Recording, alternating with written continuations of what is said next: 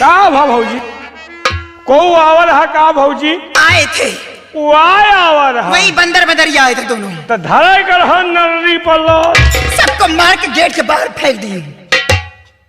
सबको मारो। हाँ को आवर है।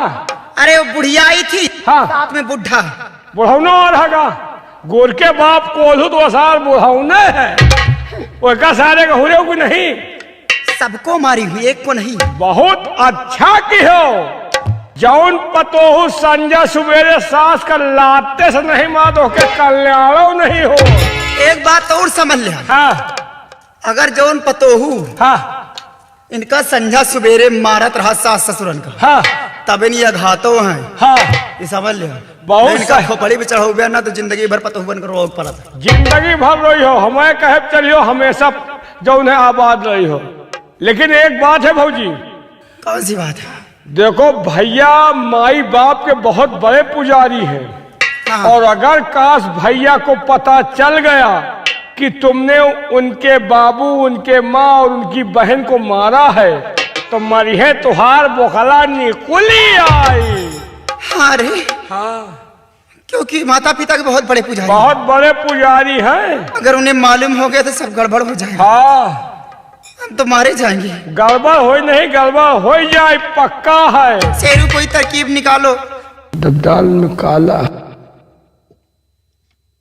शेरू हाँ दाल में काला नजर आ रहा। दाल में काला नहीं पूरी दलिये काली नजर आ रही है। कोई तरकीब निकालो। अब एक काम करो अब यही जगह खेलो तिरिया जाल मेहरारू तिरिया जाल। ऐसा तिरिया जाल खेलो कि वो तीनों जने खुद फंस जाए कि वो तुमका मिलके खुद ही मारी। सही दिमाग बताया है शेरू। खेल दियो मेहरारू तिरिया जाल देखा दियो। आने तेरे भैया को। हाँ साइड में खड़ा हो जा। खड़ा कहाँ हो पावा थे क्या रे? हमारा टोपी ओपी कहाँ हम खड़े हो जाए। खड़े हो जाए ठीक है आप चल खड़ा हो जा। आने तेरे भैया को देख किस तरह समाज समझाती है चंदा देवी। हाँ दिखाओ थूक लगा लो थूक न हो दे थूक लगा लो थूक लगाओ कमी ना करो। थूक कम पर बता मौसम बना रहा नहीं तो जनान की रोवासी हो। हाँ ठीक भौजी गाड़ी की आवाज आ रही है हमको लगता है भैया आ रहे हैं। मौसम बना भौजी। शेरू हाँ ऐसा करके हंटर हटा दे यहाँ से। हाँ नहीं भैया को शक हो जाएगा रुक जाओ। हटा दे और साइड में खड़ा हो जाना। ठीक है हाँ। मैं जैसे जैसे कहूंगी और बोलते रहना। मौसम बनाओ मौसम थूक झुला ना पावे लगा लो न हो दे थूक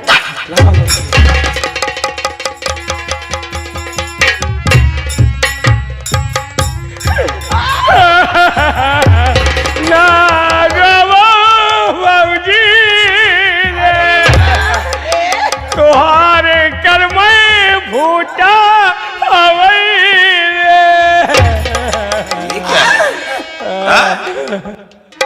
क्या बात है भाई? भैया शेरू हाँ क्या ये सब हो रहा है? तुहरे माई तुहरे बाबू तुहार बहिन तीनों जने मिलके भौजी का खूब कौन रमवार। नालायक कहीं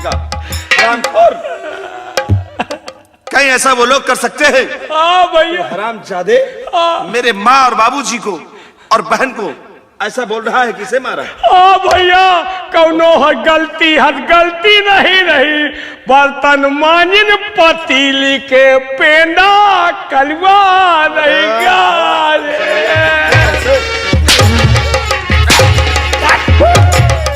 बाबूजी इनका विश्वास नहीं ना। तमीज कहेगा भैया उसे कोई गलती किया होगा तभी उन लोगों ने इसे मारा होगा। नहीं भैया तुहरे माई गोल पकड़े तुहार बहन हाथ पकड़े तुहरे बाबू सोटा मेवा।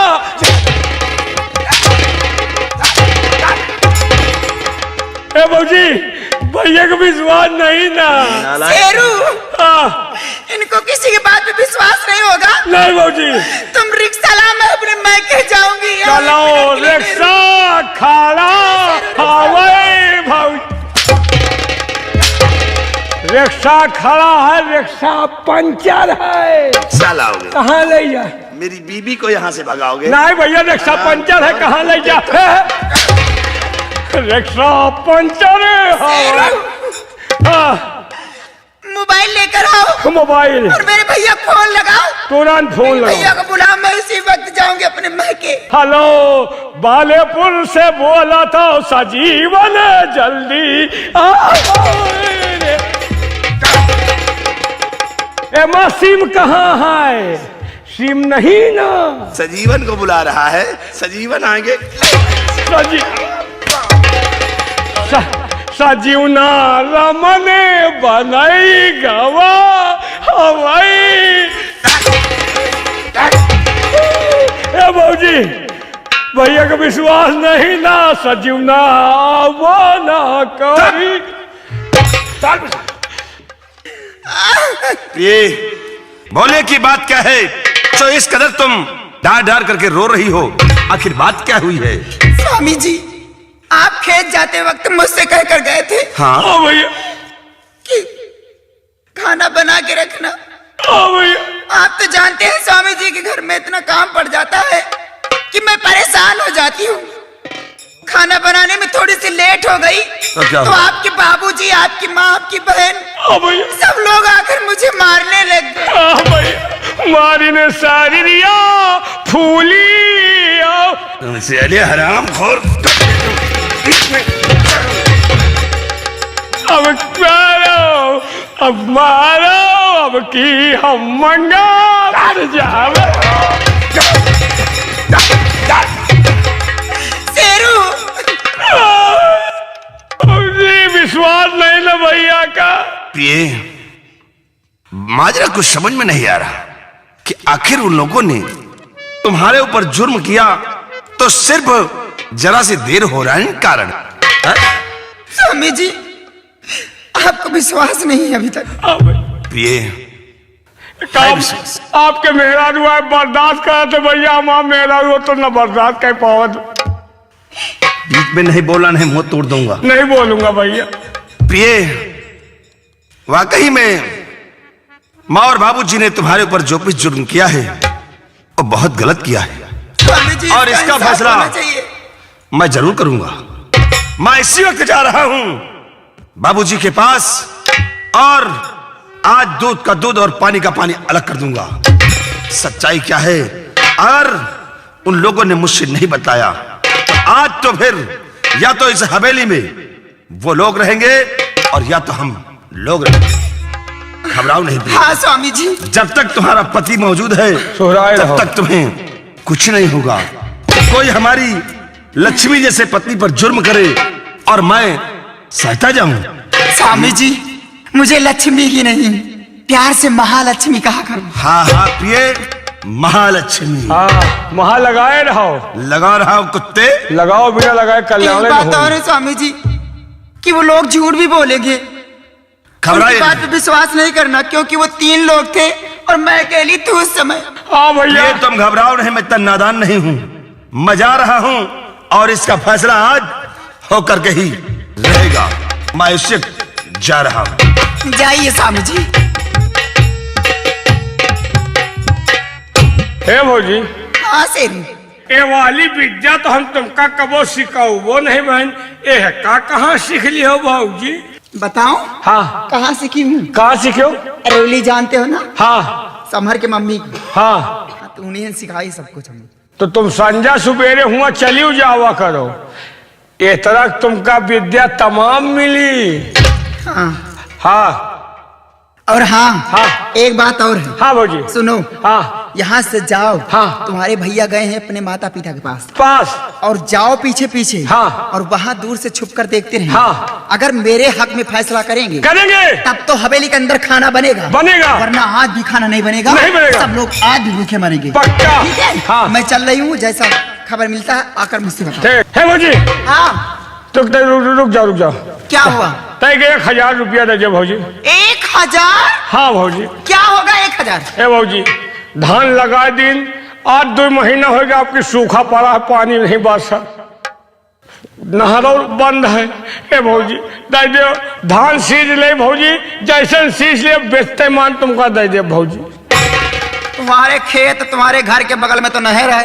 नहरिया जब चलता ही नहीं ना, नहरिया है ही नहीं, लेकिन जब चलते हैं पानी नहीं तो क्या करी, सुखान है। सूखा तो तुमको पैसे की जरूरत क्या है, हमारे इंजन से पानी लगा लिया करो। नहीं भौजी तुम्हारा इंजन दूर है, पैसा दे दो, हमें गौना बगल में गाड़ा हम लगवा ले। 1000 चाहिए। 1000 भौजी। चलो ठीक है, आओ देती हूँ। देखा 1000 के जुगाड़ लगा है। अरे यार हमारे खेत ही नहीं तो सींचब कहाँ है? भाई पैसा निकालने के लिए कुछ ना कुछ तो जुगाड़ लगाना पड़ रहा है। अब देखो जमाना बदल चुका है। इस जमाने में माई बाप और नदूजा सबसे बड़ी मेहरारू पूजा। मेहरारू पूजा ये नहीं किसी के कल्याण नहीं भा। अब देखो ये मेहरारू पूजा में अपने माँ बाप के पास जा रहे हैं और देखिए कौन सा सलूक करते हैं। माँ बाप वही हैं जो बचपन से पाल कर बच्चे को पाल पोस कर सयाना करते हैं और बड़ी बड़ी उम्मीद रखते हैं, लेकिन जब बच्चे सयाने होते हैं तो उनके साथ क्या सलूक करने लगते हैं बीवी को पाकर कि बाप माँ कभी सपने में भी नहीं सोचे होते। अब देखिए ये वही बच्चा है जो बिना माँ बाप के इशारे पर एक कदम नहीं रखता था। आज देखिए माँ बाप के साथ कौन सा सलूक करने जा रहा है। लेकिन एक बात और है, आम जनता और जितनी हमारी माताएं बहनें देख रही हैं, आप लोग ध्यान दें, जौन या मेहरारू कह रही है एहका घर में न उतारा जाओ, नहीं हिया से कैसेट में देख लियो, संजा सुबेरे अपने सास ससुर के ऊपर हावी हो जाओ और हावी होयो ते गंगा कैसेट आखिरी भाग तक देखो। जब आखिर देखियो एके परी किरवा हमरे परी सूर्या या हिया किराई हम हिया बुझबुझा। तो भैया बगैर आखिरी भाग देखे एक समझ में ना आए कि माई बाप का जे सताए ओके नरक में ठिकाना लागे। देखो अब आगे होता क्या है, माँ बाप को सताने वाला बच्चे का ठिकाना कहाँ लगता है, पूरी मिली गई कहानी में।